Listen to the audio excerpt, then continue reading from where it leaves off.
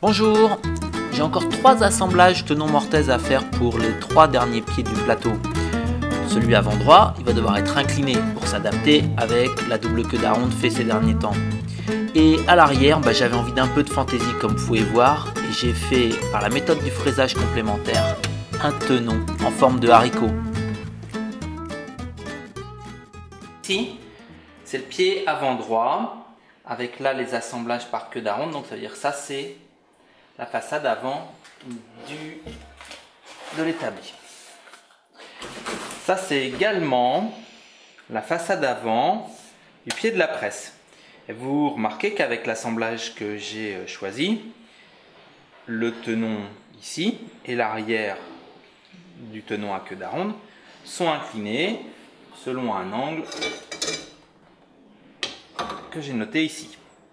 Ce qui signifie que le plateau, quand il va rentrer sur l'assemblage, il est au départ un peu en porte-à-faux sur l'avant et au fur et à mesure va descendre vers l'arrière. Donc c'est pas un tenon qui rentre tout droit comme ça.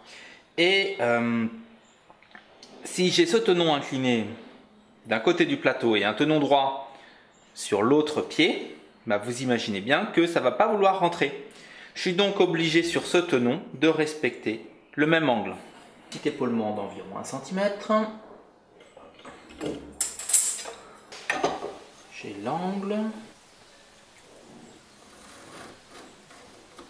Ici.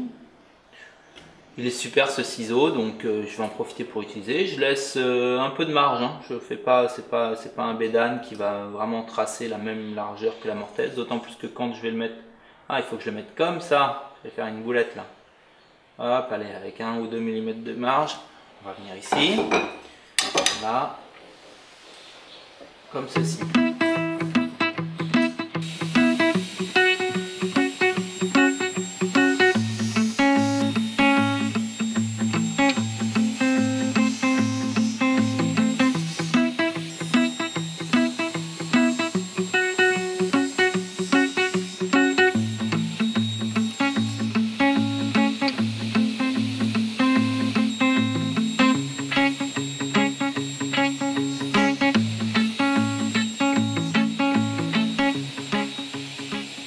Le travail est propre, mais avec une lame carrée, on ne peut pas aller dans un coin aigu.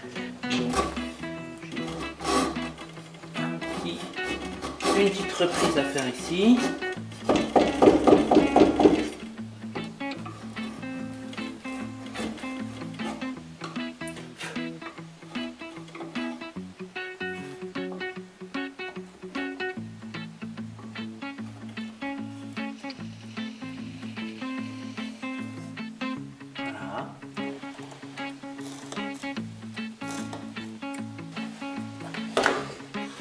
Quand j'ai tracé la zone de la mortaise, je me suis rendu compte qu'en plus plongeant comme ça, ici j'allais avoir une zone de faiblesse vraiment trop importante, surtout en face de la presse. Du coup, j'ai réduit mon tenon et je ne vais retirer que cette zone-là. Celle-ci va rester en place.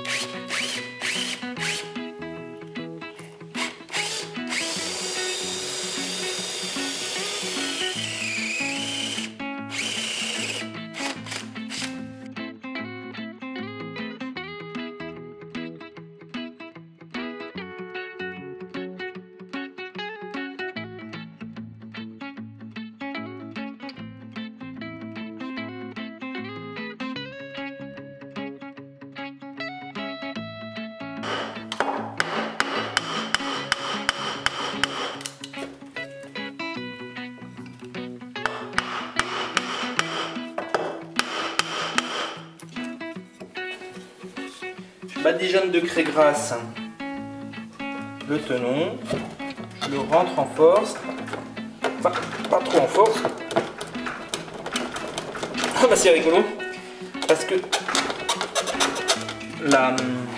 rien que le fait d'avoir mis de la craie grasse, bah, ça suffit à le faire rentrer. Sauf que il n'a pas l'air bien perpendiculaire. Il faudrait qu'il soit un peu plus comme ça. Et un peu plus comme ça. On va voir ce qui se passe. On va le sortir. Enfin, s'il veut bien. Oh.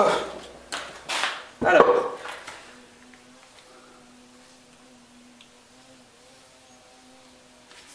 Ici, j'ai des marques. Elles sont en entrée, je m'en moque un peu. Par contre, étant donné qu'il a tendance à être trop comme ça et pas assez comme ça, je vais essayer de reprendre un peu en bas ici.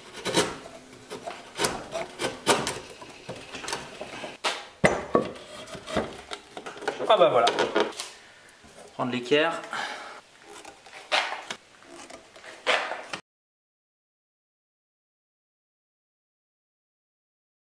Remarquez, j'aime bien cumuler les techniques franchement différentes. Ça, c'est la forme du tenon que vont avoir mes deux pieds arrière. Je vais utiliser pour le réaliser la défonceuse avec des bagues à copier par la technique qu'on appelle la technique du fraisage complémentaire. Le fraisage complémentaire, si vous arrivez à comprendre mon petit gribouillage ici, on a un gabarit avec une forme, un premier couple de fraises bagues à copier qui va permettre d'usiner autour, donc de créer le tenon.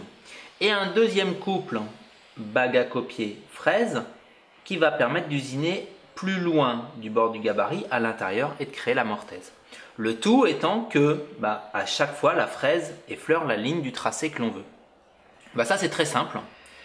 Nos deux couples bague 1, fraise 1, elles doivent répondre à ce calcul suivant. Voilà, divisé par 2 il est inutile. C'est juste que la première bague, le diamètre de la première bague ajouté au diamètre de la première fraise doit avoir le même résultat que le diamètre de la deuxième bague soustrait du diamètre de la deuxième fraise. Moi, j'ai trouvé un couple qui fonctionne avec la même fraise. Fraise 1, fraise 2 sera pareil. Regardez. J'ai ici une bague de 24 et une fraise de 8. 24 plus 8, ça me fait 32. J'ai ici une bague de 40 et une fraise de 8. 40 moins 8, ça fait également 32. Et donc, j'ai mes deux couples de fraises et bagues qui vont me permettre d'usiner ces tenons. Le tout étant de maintenant découper ici, c'est-à-dire la forme est là, c'est celle que je vais obtenir. La différence bague 2 moins fraise 2 sur 2, ça fait 16, ou l'autre, peu importe le résultat, l'une des deux. Quand on divise par 2 pour obtenir les rayons, ça fait 16. Et j'ai reporté avec plein de petits traits de compas, clac, clac, clac, clac, clac, la forme décalée de 16 mm. C'est celle-là que je vais découper. C'est celle-là qui me servira de point d'appui. Après tout ce blabla, je me rends compte que j'ai encore oublié de vous dire quelque chose. Quand on fait du fraisage complémentaire, la forme du gabarit, pas la forme du tenon ou de la mortaise, la forme du gabarit ne doit pas avoir un rayon de courbure qui soit plus petit que la grande fraise à copier, donc 40 mm dans mon cas. Sinon, la bague à copier ne va pas épouser parfaitement les contours de ce gabarit. Donc voilà la partie découpée avec deux cales qui me permettent de faire des usinages répétitifs. Fixé sur le haut du pied, je vais ici découper le tenon.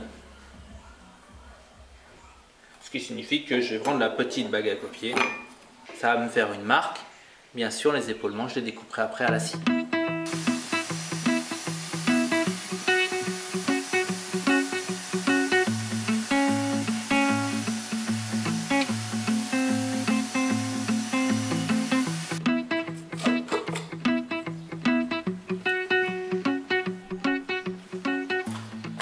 Je dégage la partie extérieure à la scie, ce qui va me permettre d'utiliser après une fraise à roulement en appui sur la partie supérieure pour atteindre les 6 cm du tenon.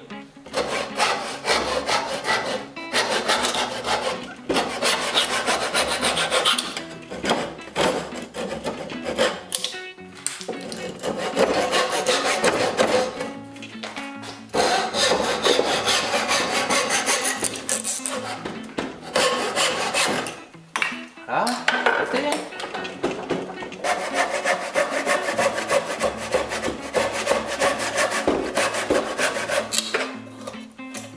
Voilà.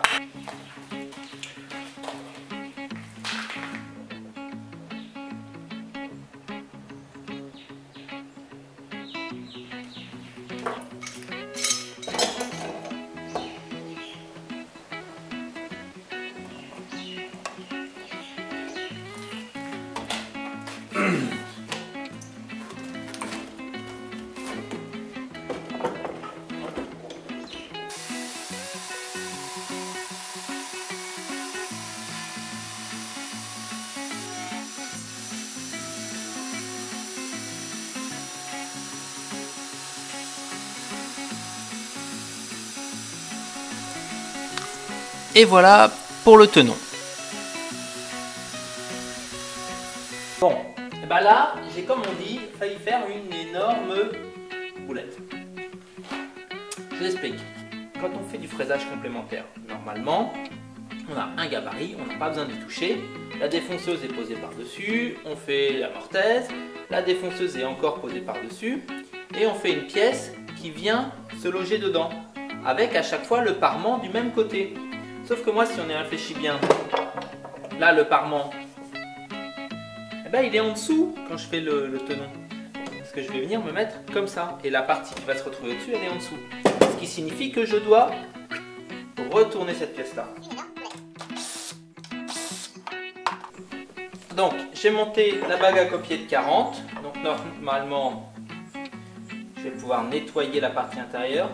Mais je dois vous avouer que la boulette que je viens d'éviter m'a mis comme un doute. Donc je vais fraiser sur 2 mm et je vais faire un essai, voir si ça marche bien.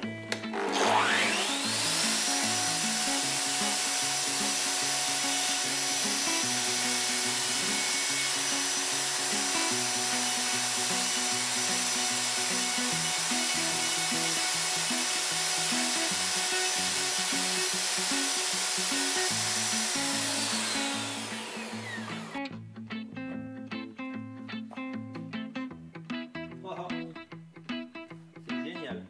Allez, c'est parti.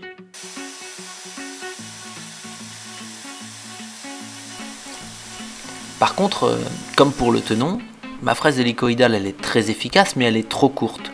Je suis donc obligé dans un deuxième temps de monter une fraise classique, carbure, avec un roulement, qui est plus longue et qui me permet d'atteindre les 6 cm.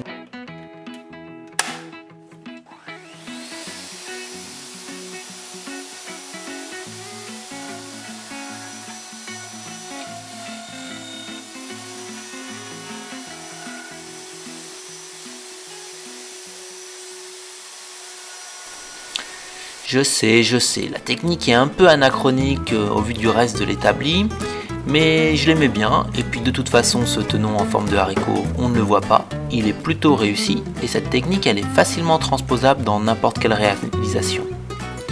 La prochaine fois, je vous présente la mise en place du criss-cross et de la presse frontale. En attendant, si cette vidéo vous a plu, n'hésitez pas à la partager, à mettre un petit j'aime, ça fait toujours plaisir, et un petit commentaire s'il y a des choses qui vous ont dérangé. Allez, bye bye!